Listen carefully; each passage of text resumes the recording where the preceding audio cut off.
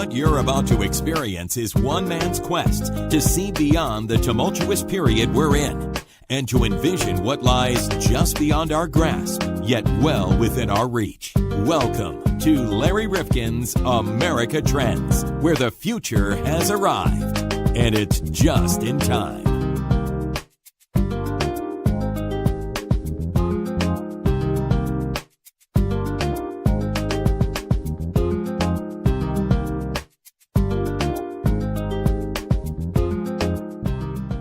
Mr., Mrs., Miss, M, whomever you are, he, she. Well, we're glad you're back. We are. Well, thank you. Not you. I'm talking to the person, the mythical M. listener. Wasn't that the head of the James Bond's organization there? M. How many James Bond there was films Q. have you seen, or how many books have you written of Mr. Fleming's? How many? I love James Bond. Really? I think, yes. Do you still go to see them? I do when they come out, yeah. All the time. I mean, you don't miss any of them. Well, I've missed a few, but I pick them up in video after. Okay. So. Now, who's your favorite representative? Is it Daniel Craig? Was it Pierce Brosnan? Was it Sean Pierce. Connery? I really like Sean Connery at the course. beginning. So, The classic. The classic. But It's Pierce like did a classic good Coke, job. John. You didn't like the new Coke. Who was the worst? Was it Roger Moore or no? Roger Moore got kind of goofy, but they had some good stunts. But there was that one Bond, I forget his name now, and he there was a couple of bad Bonds. A couple of bad Bonds. Who do you think? How about Gary U.S. Bond? Oh, Now, he's good Bond. Do you think that there were like heroes? We talk about the representation of James Bond, but were there any of these villains who you think really were the quintessential adversary for James Bond? Oh, boy, there were so many. Doctor Strange. Was that one? Goldfinger. Goldfinger. Goldfinger. All right. Well, John, I'm really going to test what kind of movie buff you are today, because we're going to go back and we're going to revisit a film from 1958. Wow. How old were you in 1958? I was, depending on what part of 1958, I was either 0 or 1, or Wow. 0 or whatever. You really are a Newborn. youngin'. Because by this time, I was already a sprightly 6 years of age.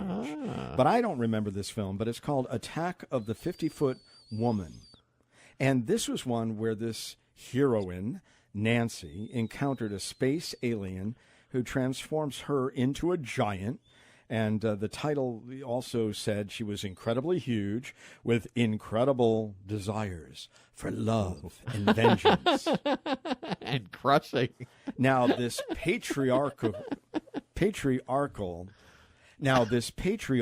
authority, the doctors, the police, the spouse would try to chain her, but she breaks free, John, and naked, but for this arrangement of bed sheets, embarks on a murderous rampage. So do you remember this film at all? You know, I think I remember seeing it because they used to show those old movies on Channel 9, and you'd catch them WOR out of New York. I remember that. And I think I remember seeing this movie. You sure it wasn't on WPIX Channel 11? Oh, it could have been PIX now. Yeah, but they used to show have those their all. own little competition. Who could be tackier? Well, the whole idea is, what if women controlled the world? Because as much as we talk here about the patriarchal society, I mean, basically just about every civilization, and I know there are some of these in remote places where the women control the dynamic, but it doesn't really happen very often. And even in our modern age, John, and I know we have women who are leading certain major industrial powers, but generally the power structure in the world, not just in the United States, is male-dominated. I think women are very capable of running the world. So, I mean, you know, we just got to get the right woman with the right message, and I think it's going to happen. Well, look, there have been many changes in our society and others, and we all thought, oh, this progress just continues to go along. And then we hit these speed bumps, and then we realize during this era that men use a power differential to overwhelm women. There's a sexual difference that really causes some awful behavior on the part of men. And women have to think about this every day. I never think about it. But I'll tell you, Catherine Mayer, who wrote this book based on that B movie, at least the title, Attack of the 50-Foot Women, I never really thought about it, that if I were a woman in this society, that I would always be on guard. What does that man want from me? Is he going to be kind to me? Is he going to try to use a power differential? Why is it that the levers of power are still in the hands predominantly of men? And it's just not something that I think about, because I live with a very independent woman who's had her own business, who really does things on her own. You have a very independent wife, and we treat them with deep respect and love. And it's just... I don't know. It's just something I don't think about every day. I've never thought it. I think I really started thinking about this, though, when I had a daughter. I think that's when life kind of changed for me, because then I started seeing all the mixed messages we have, in James Bond films and in TV. I'm still embarrassed if I go to a movie and they some of the scenes in language, to have my daughter there. I mean, so it's really, that really changed me a lot. And I'll tell you, I'm looking at women today and I'm saying, when I'm looking for somebody to problem solve, or really to think through problems and make certain that I'm thinking not only about the real problem itself, but the emotional underpinnings that undergird this issue, a woman, I think, can really understand things in a way that often men take on the surface and don't really deal with in the way that we might. And I think women have a lot to offer in public life and elsewhere. I think women can multitask much better than guys. I'm more of I want to get this done and do this, and my wife's like 4 steps ahead of me usually, because she's thinking ahead. And I think they're just, I guess, because the way their minds work, they can multitask and they can do things and still keep with it. And I think a lot of people thought that the women's liberation movement, feminism, that the job was done, cross that one off our list. Yeah. But it isn't done. And women are still here looking for real equality and really having a place at the table, every table in our society. And not only our society, but all around the world. And I think we're going to learn from Catherine Mayer that there are many societies working really hard to create what she calls Equalia, but we haven't really succeeded yet. And she will name the one country that comes closer than any other to that ideal where we're both equal. Well, I don't know if we're ever going to reach that idea. I don't know. Because we're kind of made to be different, and nature brought us. Let's face it. Men and women are supposed to be different, and we pursue each other, and they're choosers. You got all these books, Men Are From Mars, And then I think we put a lot of pressure on women. I think as far as they have to work, where our schools and our towns are really in bad shape, because nobody's staying home with the kids anymore. So we're forcing women to work, which is good. But then families are really taken back from that. So I don't know if we're ever going to reach this. One of the things that Catherine wants us to consider is, why is it that we so quickly pigeonhole our responsibilities and duties such that we think they should stay home and the man should go to work? Well, you're right. So she talks about all of this, and I'll tell you, she really gets us to open up our thinking about the glass ceiling, and whether you break it once, do you have to break it many times over to make the change that we're looking at? And I want to say this, and I think this is really important as you're about to listen to this conversation that we have with Catherine Mayer, that she is not only somebody who writes about these issues, she started the Women's Equality Party in Britain. And you've got to stay through the entire conversation, because at the end, she describes the platform of the Women's Equality Party. And she also talks about what Equalia might look like. But you got to read the book to really understand all of that.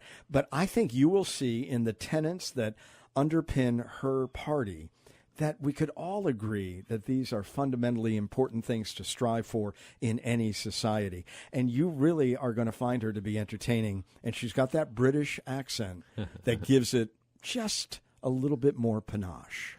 It does, even though she's an American. Well, she's a dual citizen. But, John, why did you have to say that? At any rate, you're going to hear now from the author of Attack of the 50-Foot Women, also the founder of the Women's Equality Party, and her name is Catherine Mayer. The book is called Attack of the 50-Foot Women, From Man-Made Mess to a Better Future, The Truth About Global Inequality and How to Unleash Female Potential. And Catherine Mayer is with us on the line. Catherine, remind people about the movie from which this title comes.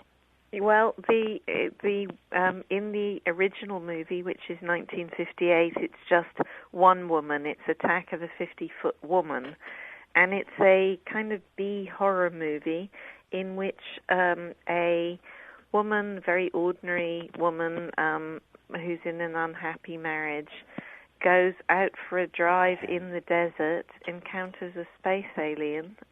Because of that encounter, magically grows to 50 foot tall and uses her newfound powers to kill her husband and his mistress and kind of go on a rampage.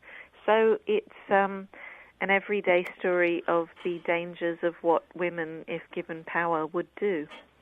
And as we look at it worldwide, I mean, I guess I've been thinking about this for some time because I think John Lennon gave us a sense that, woman is the, I hate to use the N-word of the world. And, you think about it, I remember when Hillary Clinton was going around the world and she was involved in many women's empowerment efforts as Secretary of State here in the United States. I don't think people really think about the plight of women as much as they do other minorities, quote unquote. Am I right? That's right, and also to unpack what you've said. I mean, in a way, the one of the problems with the famous John Lennon quote, or the idea of women as a minority. Well, two problems there. I mean, obviously, we're actually the majority, slightly, although there are countries where the possibility of sex selection of babies has led to an imbalance in the other direction, countries like China and India, where actually that's led to huge social problems, but it also tells its own story, that boys would be seen as being so valuable that people would in some way abort or kill girl babies in favor of boy babies, and then lead to these distorted populations that don't work very well. And also with the John Lennon quote, of course, women as a class are overall, there is no doubt that women are disadvantaged, but there is also no doubt that different women experience different levels of disadvantage. And one of the interesting things about trying to combat this is that you absolutely have to start from the viewpoint of who is more disadvantaged, what are the factors disadvantaging them. Race is obviously a huge factor often, so are things like sexual orientation or physical ability, these things. So you kind of look at all of these things and then try and work out ways of making change that will work for all women and not just a sort of smaller group of privileged women, if you like. Well, obviously, the headlines today talk about the imbalance in terms of the power differential and the way that men utilize it. You say in your book, we're so marinated in this imagery that we seldom stand back to parse its meaning and impact, looking at how hypersexualized everything is in so many cultures, including the American culture, of course. Is that a major issue that we really need to grapple with? Yes. I think that there are two different issues bound up in the question. One is the fact that people don't see the barriers to women, and one of those barriers is the fact that we become acclimated, we become accustomed to these situations. So the fact that we see these kind of almost pornographic images of women everywhere makes it normal and unsurprising to the extent that we stop questioning it, women as well as men. And that's also true for so many other things that happened. I mean, we're in the second week, I think, of the hashtag campaign Me Too about endemic sexual harassment, which started because of the revelations about the film producer Harvey Weinstein, but has now moved way beyond that. And what that was about was the fact that for women, it's absolutely no surprise that sexual harassment is kind of part and parcel of our life experience. But for a lot of men, that really did come as a surprise. And again, it's things that become in some way so much part of the texture of life that we stop noticing them or we never see them in the first place. You say that the skewed status quo serves almost nobody, certainly not most men. Explain that. Well, I mean, to give you two examples, there is a fairly famous report. I mean, there are many, many reports into what the economic benefits would be of increasing female participation in the global workforce and narrowing the gender gap. But just one of these reports says that you would have a boost to global GDP. I'm sorry, I only remember this figure in pounds at the moment, so you'll have to do your own calculations. We'll have a conversion chart for our audience. Thank you. Of £8.3 trillion by 2025, simply by narrowing the gender gap, not by closing it, but just making it a little smaller. So, but there are any number of studies that show that institutions and economies that do better at diversity in all forms, but certainly in terms of promoting women at all levels and utilizing women's skills, will show greater growth, greater returns. So in a sense, when women do well, everybody does well. But there are other statistics that are less well known, really, and they are around what happens when you have more gender equal societies. And so, for example, more gender equal societies score higher on well-being and lower on depression for men as well as for women. So, if you create cultures where we all kind of are equals, and that means shared responsibilities as well as shared opportunities, that actually reduces the pressure on men. It's better for men as well. And that squares with a guest that we had on a podcast recently who indicated that some of the greatest growth in the economic vitality of America came when women began to enter the workforce. Their contribution is really unquestionable. Why is it? We always talk about the wage gap, and a lot of people explain it away in different ways. They say women are out of the workforce more. But you also remind us that the types of work that women take on, or it is assumed they should take on, is of at least lesser value in the way that we value these things. That's right. I mean, there is gender segregation in different kinds of work. So for the book, I went to Iceland, which is the most gender equal country in the world by all sorts of different measures. And the thing about Iceland is that it still has a very segregated workforce. So men work in the fishing industry, they work in the aluminium smelting industry, and women work in some of the service industries, for example. And those industries are still paid differently. So although this is one of the more gender equal countries in the world, it still has a gender wage gap, and most of it is around not people doing the same jobs and being paid differently, but people doing different jobs. So that's one way in which you get a gender pay gap. But you also get a gender pay gap in quite shocking areas. I mean, one of the statistics when I was researching the book that shocked me was around nursing in the United States of America, where although there are very few men by comparison to women in nursing, they actually on average earn more than the women in nursing doing the same jobs. So even though technically everybody's supposed to be paid the same for the same job, it often doesn't come out that way. And again, there are reasons where people will tell you that women choose to earn less, that they choose the career path that means that men out-earn them. And what they generally mean by that is that women take maternity breaks. But again, that sort of starts from the position of as if children were something that women did on our own. And, at some point you actually have to see this as being something where fathers are potentially involved too. In countries where there's proper shared parental leave, properly invested in, that gender pay gap shrinks very, very fast. When we think about the skills now that are being touted, STEM, science, technology, engineering, and the like, a lot of women are being encouraged to go into those fields. I heard an educator recently say that women often will do very well in those fields, but often when they're in a gender isolated situation where they're not bothered by what the guys are doing and so forth, they often perform quite well. But sometimes when they're mixed in some of these fields, they don't do terribly well. And we were also reminded on a recent podcast that technology has so many built-in biases when it comes to gender. How would you wrap all that up?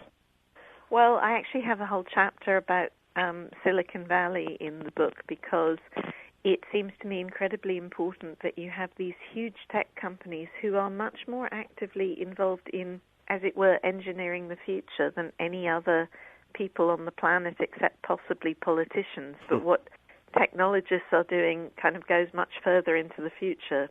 Politicians are famously short-term thinking beasts.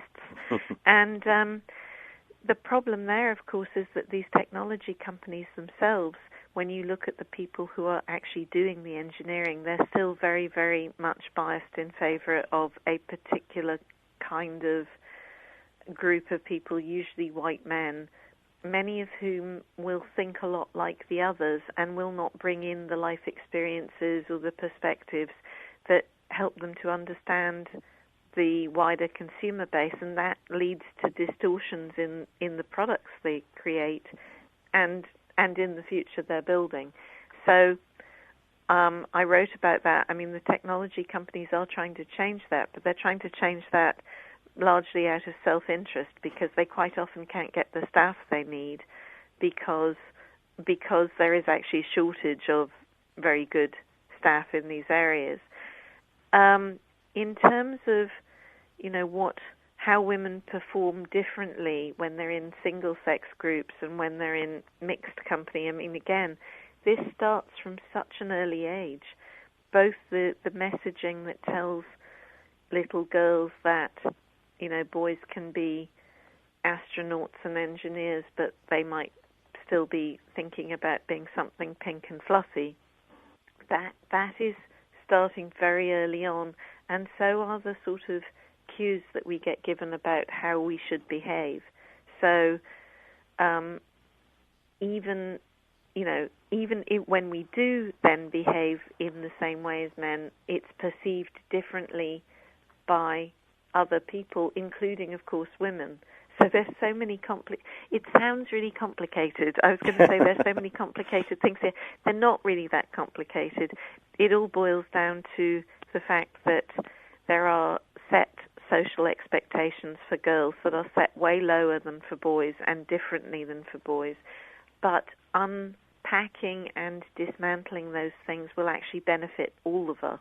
Well, you also hinted at this, but you write in the book, there's always someone prepared to claim that we've already arrived, and that there are many women who think the war has been won, feminism has triumphed. Such people rarely describe themselves as feminists because they misunderstand the term as a doctrine of suppression. Explain that.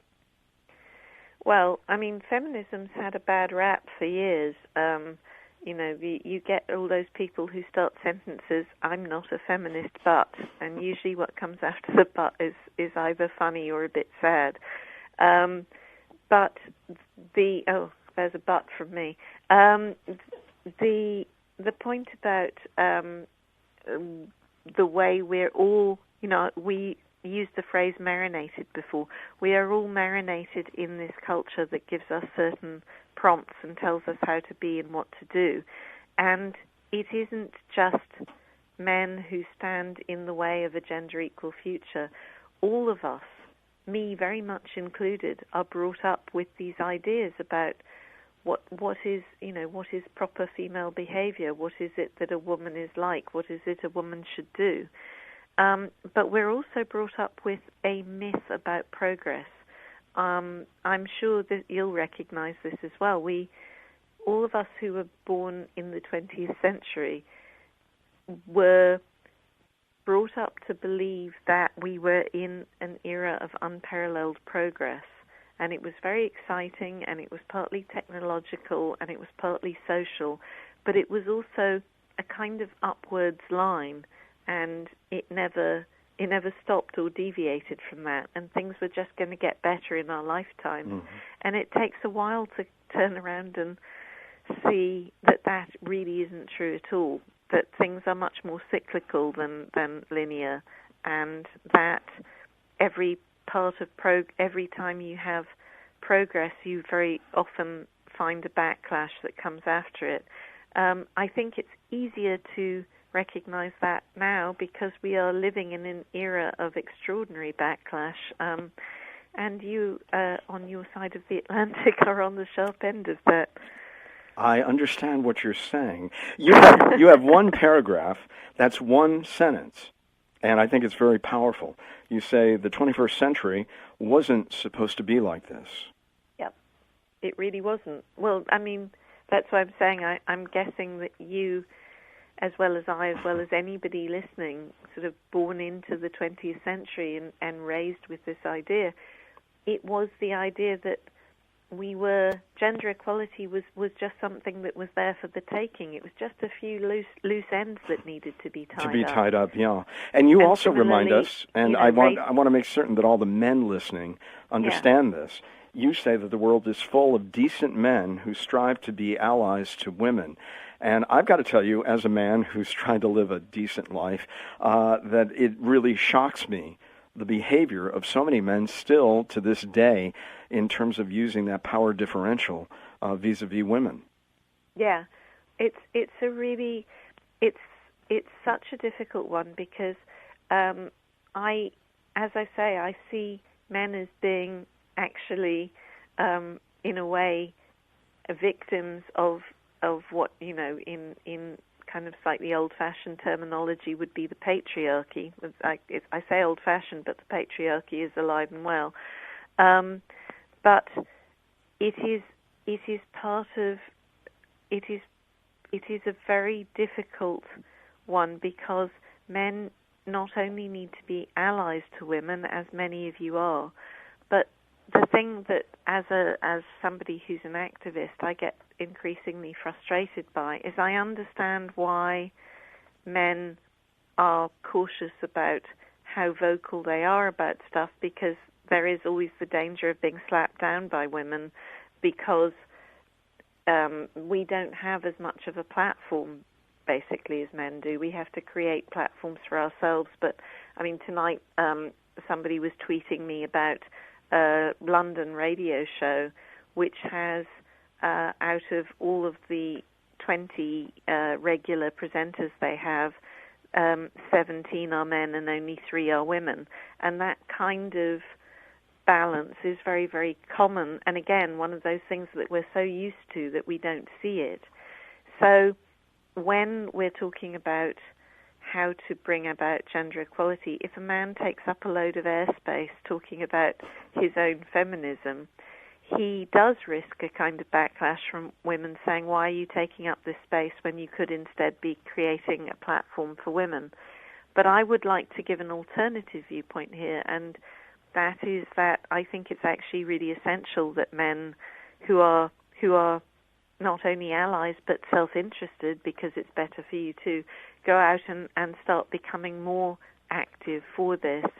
And, I'd give as an example the situation we have with endemic violence and harassment against women and girls.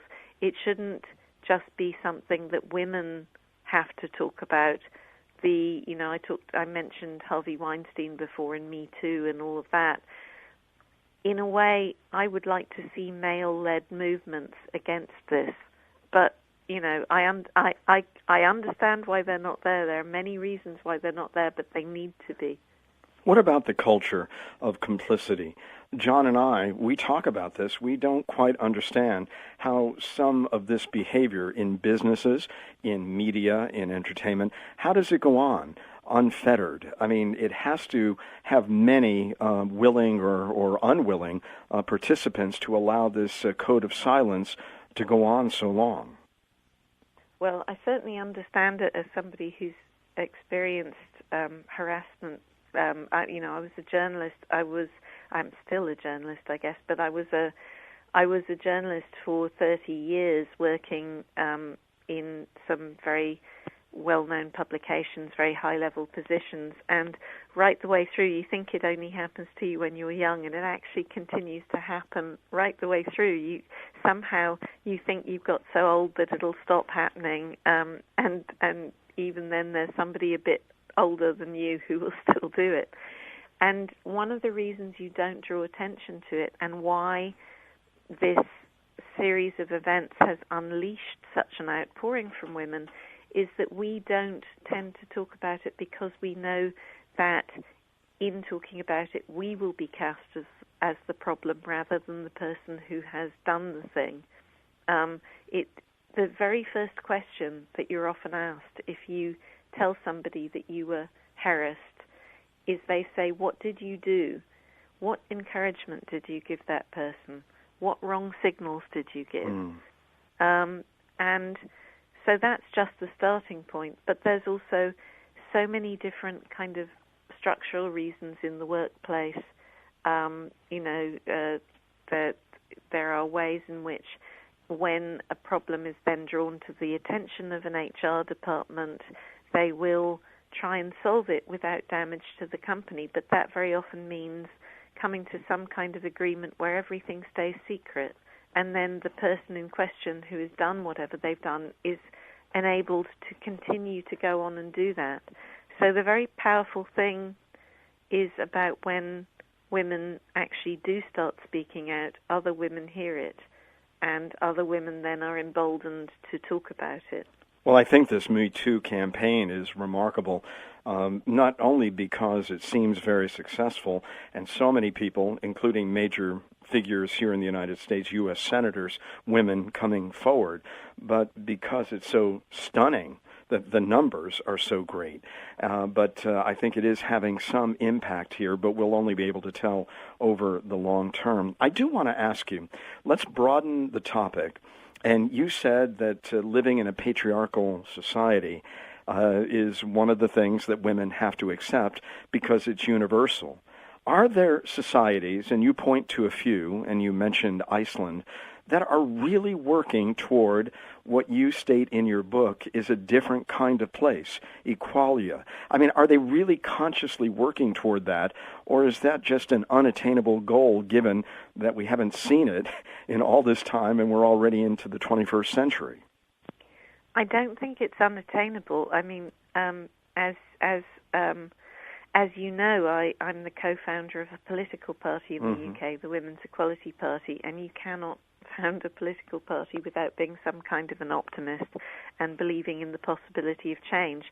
And actually we've developed policies, a party program that I think could deliver Equalia in a really short period of time.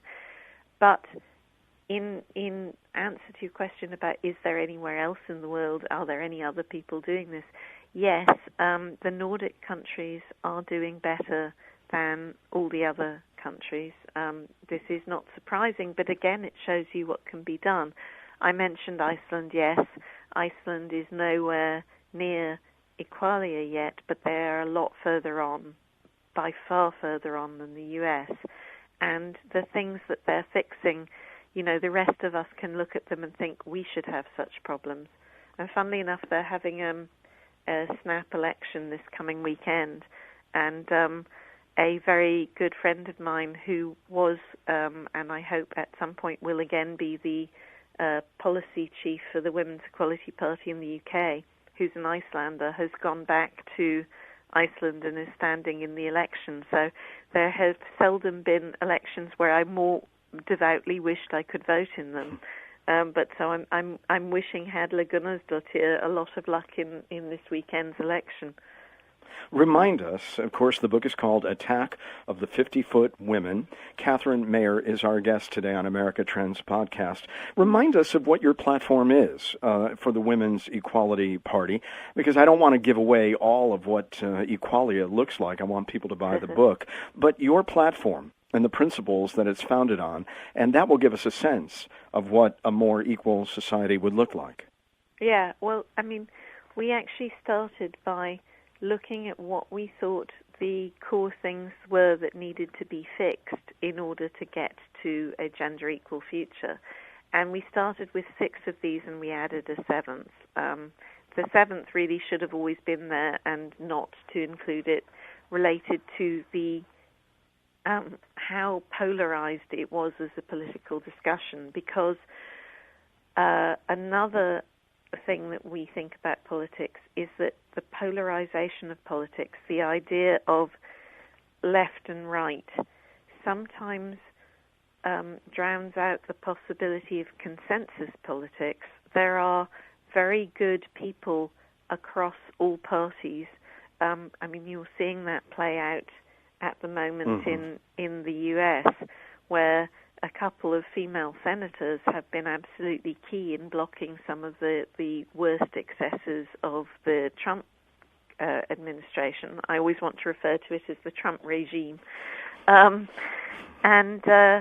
You know, not just women. There are moderate Republicans who are speaking up, who are doing things. So, you know, gender equality is not actually just something that belongs to one party or part of the political spectrum. So we're trying to do a more consensual, collaborative form of politics based around these core objectives. And what we're saying you need to get to a gender equal future are the following. You need equal representation, obviously in politics, but also in areas of other economic areas, you know, business and public life. You need equality through and in education, so that kind of gender segregation doesn't start so early that you then have to spend a lifetime unpicking it. You need equal treatment by and in the media, which goes to the point about the sort of marinating in certain images of women, but then there only being, you know, very few women, 17 men to 3 women on my local radio station. You have to have the one that we added in was equal outcomes and equal medical research and equal health, because there are huge actual structural inequalities in the way that health and medicine is looked at. But as I say, it's a little more complicated than some of the other ones. You need an end to violence against women and girls, because endemic violence, endemic harassment stops women from achieving their potential.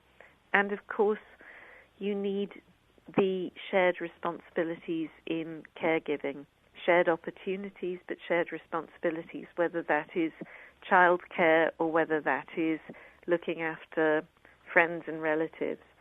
So if you get all of those things, and I forgot equal pay, which obviously has to be in there. So those are the core objectives. If you have all of those, you basically create pretty much an equal world in gender terms. One of the things I look at in the book is whether it helps to ameliorate other inequalities, and the answer is it does. It doesn't solve them, but it does help to move on some of them.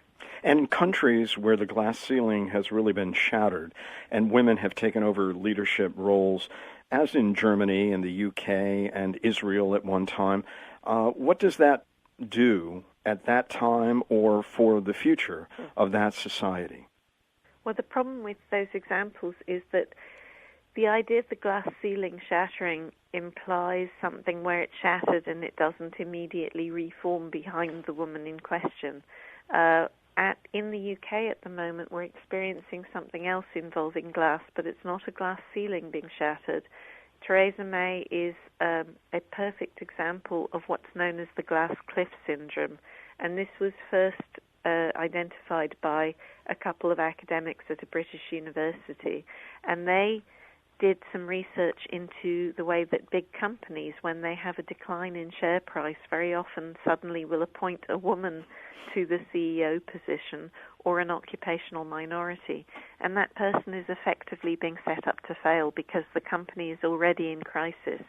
So those people break through. It looks like a shattering of the glass ceiling, but they come in only to very quickly fail, and then they're generally followed by a white man who comes in and supposedly saves the day.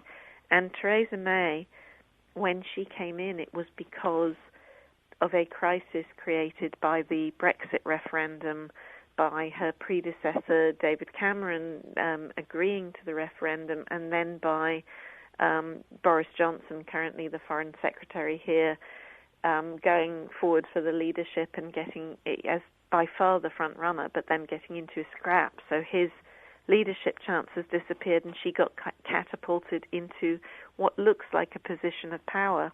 And actually, it's anything but. You know, I don't know exactly when Theresa May is going to fall off the glass cliff, but it will be very soon.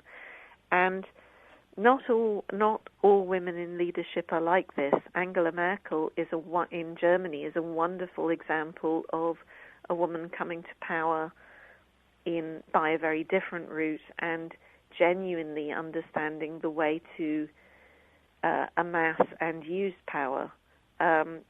She's just won her fourth consecutive term in office. The way she operates is interesting. It's in some ways a very female way. She takes advantage of the fact that people constantly underestimate her. Catherine, let me ask you, as we look at Equalia, and I want people really to read the book because I think it has some fascinating new ways of looking at a society, and obviously, since it has been so patriarchal for so long, this will kind of reverse some of the engineering that's already been baked into all of our thinking. But I think one of the questions that a lot of people would have, if women really were equal and if their place in society were as powerful and as commanding as men, I guess one of the questions people might ask about Equalia is, would we lower the temperature in terms of conflict and the potential for war be lessened? I'd like to at least delve into that, and then we'll let people explore your book and your ideas more.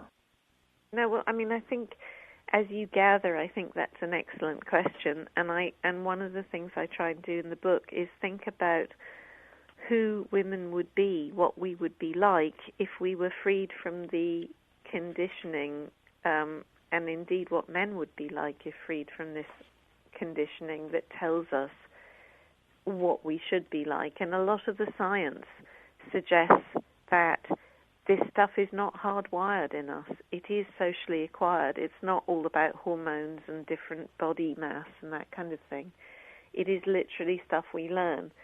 So women as we are now, because we are in many ways socialized to be more collaborative, more consensual, we will moderate male behaviors. If you let us into government, if you let us into the boards of companies, we will have a usually very beneficial moderating influence on that.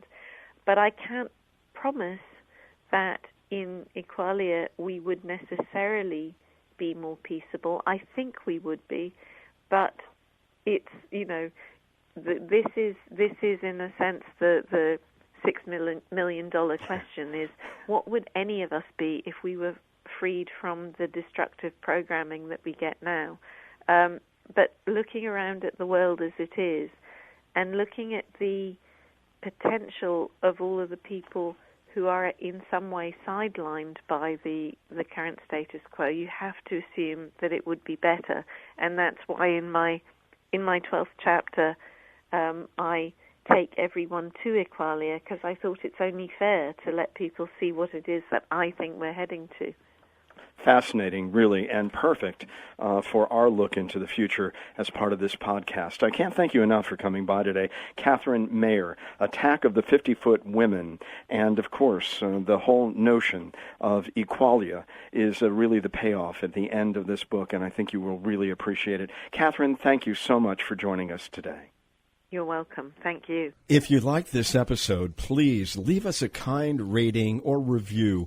I'm on my hands and knees. Please do it on iTunes, because your review is really critical for us to continue providing this podcast. And John, I know that iTunes looks at this. They want to make certain that we have some rankings, some visibility, and that we're getting some traffic, and then they give you better positioning. Absolutely. And this way, it'll put us in the forefront so you can find us much easier on your iPhone or Android, whatever you may be using. And they may even send you out an alert. So please, if you can, don't miss a single episode of America Trends Podcast. And, John, they can subscribe on iTunes or Stitcher.com. And also subscribe on our website. Oh, absolutely. We send out a little blurb, and we can also take your emails there at newsletter@rifkinradio.com. That's another way to get us. And we do not sell or share no our lists. Spamming, nothing. Well, I don't know. Does anybody want our lists? I don't know, but we don't do it. Good question. Even if they asked us. Even Nobody's if they asked us. But. Right. And when you do subscribe, let us know on Facebook and Twitter. We're getting very active on Facebook and Twitter. Our handle on both platforms, and John, this is really easy, @Trends Podcast. That's it. That's real easy. You like that? Did you get that? I got that. Okay. I'm going to have to gonna check give you it a out quiz. now. I'm going to have to twit it.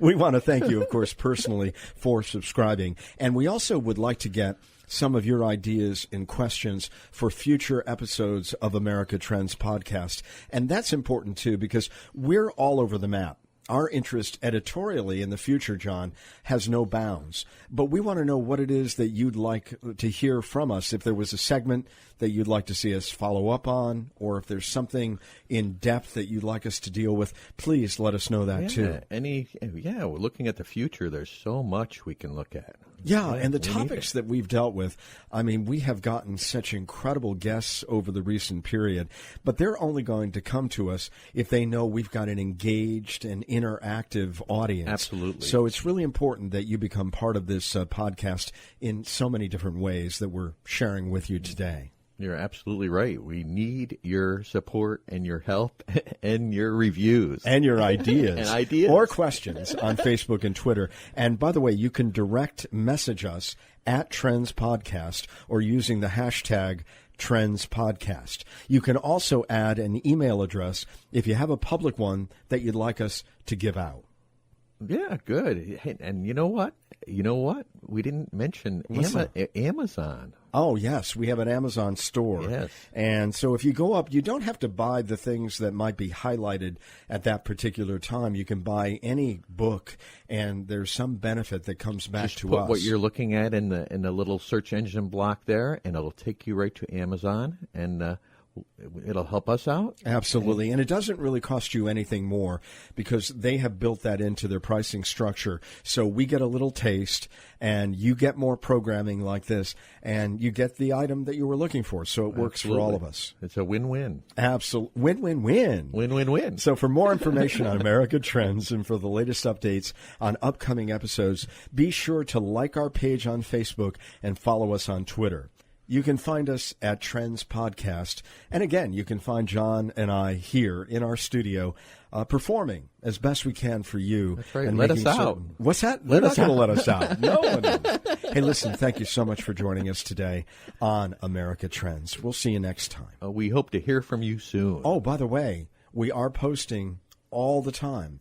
And we're posting on Tuesdays and Thursdays. Good point. So just be aware, if you're looking for new episodes, they're coming on Tuesdays and Thursdays. When you wake up, before you go out on your jog or your walk and you want to take us with you, we'll be there for you. Very good. All right. Have a great day.